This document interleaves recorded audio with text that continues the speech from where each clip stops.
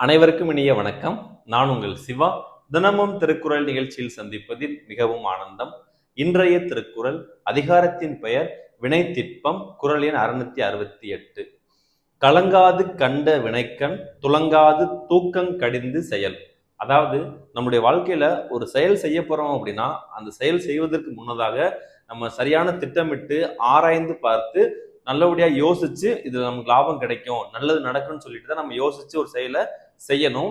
அப்படி நல்ல ஒரு முயற்சி செய்து நல்ல ஒரு நமக்கு லாபத்தை தரக்கூடிய நல்ல ஒரு செயல் இருந்தாலும் கூட அந்த செயலை நம்ம கால ஏற்றவாறு நம்ம செய்யணும். அதை நம்ம அப்புறம் பார்த்துக்கலாம்னு செய்யாம இருக்கும் பொழுது கண்டிப்பாக அதன் மூலமா நமக்கு மிகப்பெரிய ஒரு அடி கிடைக்கும் அப்படின்னு வள்ளுவர் வலியுறுத்துகிறார். எனவே நல்ல செயலாக இருந்தாலும் அதையும் காலம் தாழ்த்தாமல் நம்ம உடனே செஞ்சா மட்டும்தான் நமக்கு நல்லது நடக்கும். நன்றி, வணக்கம்.